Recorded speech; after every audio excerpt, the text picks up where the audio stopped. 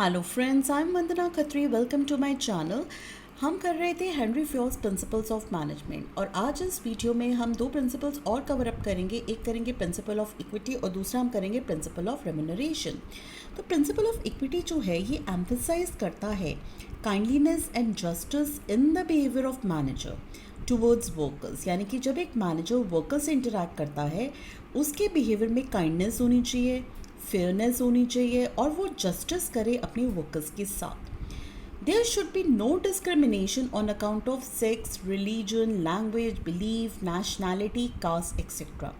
No discrimination का मतलब है कोई बायसनेस नहीं होनी चाहिए, कोई भेदभाव ना करे manager while dealing with his employees on basis of all these things, यानी कि इनके बेसिस में वो कुछ भी बायसनेस ना करे अपने एम्प्लॉयज़ के साथ। क्योंकि अगर मैनेजर बायस्ड होगा अपने एम्प्लॉयज़ से डील करते टाइम तो एम्प्लॉयज़ जो हैं वो डिससेटिस्फाई होंगे अपने काम ऑर्गेनाइजेशन से, और वो जो अच्छा काम कर सकते हैं वो भी नहीं करेंगे।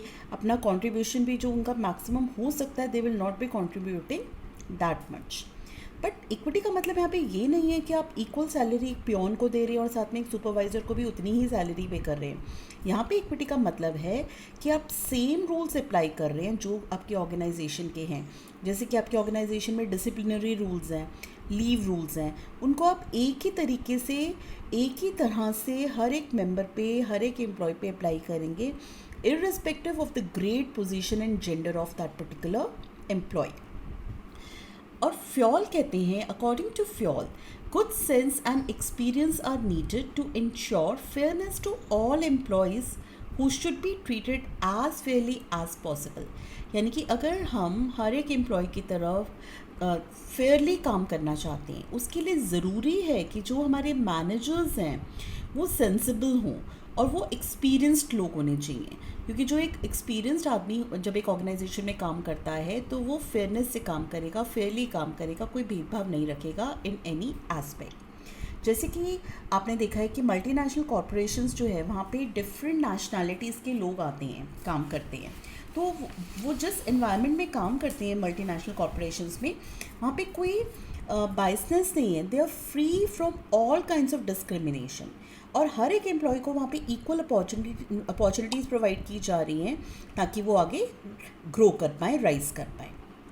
इसी तरह से अगर एक वर्कर जो है वो 100 यूनिट प्रोड्यूस करता है एक ऑर्गेनाइजेशन में और दूसरा वर्कर जो है वो सुपरवाइज़र का रिलेटिव है और वो 95 यूनिट्स ही करता है एक दिन में, तो लेकिन अगर मैनेजमेंट दोनों को इक्वल रेम्यूनरेशन दे रही है तो यहाँ पे वो क्या कर रही है, वॉयलेट कर रही है प्रिंसिपल ऑफ इक्विटी को।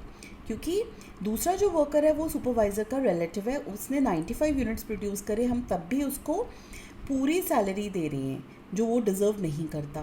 तो यहाँ पे आप कौन सा प्रिंसिपल वॉयलेट कर रहे हैं, प्रिंसिपल ऑफ इक्विटी। तो प्रिंसिपल ऑफ इक्विटी का जो स्ट्रेस है वो है कि भी जो भी आप रूल अप्लाई करते हैं वो आप एक तरीके से सबके ऊपर अप्लाई करें।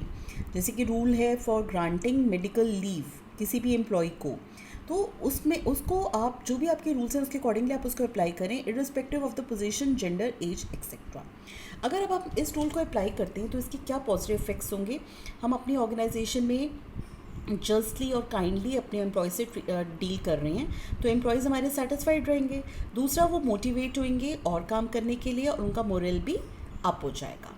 और अगर हम इक्वली ट्रीट नहीं करते अपने एम्प्लॉयज़ को, हम बायस्ड है, तो at that time what will be the consequences, let us understand. Employees क्या हो जाएंगे, डिससेटिस्फाइड इन दी ऑर्गेनाइजेशन, उनको सेटिस्फेक्शन नहीं होगी अपने काम से।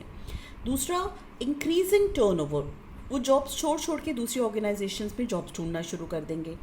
Third, unhealthy relation between superior and subordinates, superior और सबॉर्डिनेट के बीच में जो रिलेशन है वो भी अच्छा नहीं होगा।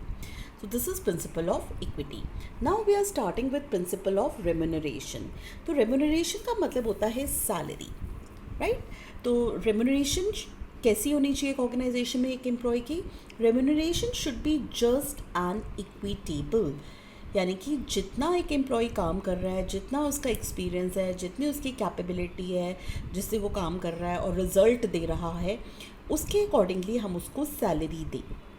According to this principle, employees in the organization should be paid fairly or adequately to give them maximum satisfaction. यानी कि अगर एक आदमी अच्छा काम कर रहा है तो हम उसको उसके अकॉर्डिंगली सैलरी दें ताकि वो सेटिस्फाइड रहे हमारी ऑर्गेनाइजेशन में और अच्छा रिजल्ट भी प्रोवाइड करे आगे. Pay fair wages so that employees can maintain at least minimum standard of living. Pay fair wages का मतलब है कि जो वेज रेट हमें प्रिस्क्राइब किया गया है गवर्नमेंट के थ्रू हम उसके अकॉर्डिंगली उसको वेजेस दें ताकि उसका एक मिनिमम स्टैंडर्ड ऑफ लिविंग वो मेंटेन कर पाए, जो उसकी मिनिमम रिक्वायरमेंट्स है वो पूरी कर पाए. But at the same time it should be with in the paying capacity of the company. ये भी ज़रूरी है कि इतने फंड्स अवेलेबल होने चाहिए कंपनी में कि वो सैलरी पे कर पाए. तो that point should also be considered while giving the salary to the employ. The fair wage is determined. अब फेयर वेज कैसे हम डिसाइड करते हैं? फेयर वेज जो है 3 पॉइंट्स पे हम डिसीजन लेते हैं कि फेयर वेज क्या होगी. पहला पॉइंट है कि financial capacity of the concern, कि कंसर्न के पास कितने फंड्स अवेलेबल हैं टू पे द सैलरी. दूसरा है minimum wage act of government. Government का जो मिनिमम वेजेस एक्ट है उसको भी हम कंसिडर करें while deciding the wages of the employees. Third है wages and salaries paid by competitors. जो हमारी ऑर्गेनाइजेशन की कॉम्पिटिटर्स हैं वो कितनी वेजेस या कितनी सैलरी पे कर रहे हैं, हमें ये भी कंसिडर करना चाहिए वाइल प्रोवाइडिंग द सैलरी और वेजेस टू द एम्प्लॉयज़. और अगर हम रेम्यूनरेशन प्रिंसिपल फॉलो करते हैं तो इसके क्या फ़ायदे हैं? Let us see now positive effects. Employees जो है वो मोटिवेट होगा for more work in the organisation. Second है devotion and commitment of employee improves. Employee जो है अपनी ऑर्गेनाइजेशन में जब काम करेगा तो वो डिवोशन के साथ प्रोमिसेस करेगा हमारी ऑर्गेनाइजेशन को आगे और इम्प्रूवमेंट लाने के लिए. और अगर हम रेम्यूनरेशन प्रिंसिपल फॉलो नहीं करते, what will be the consequences?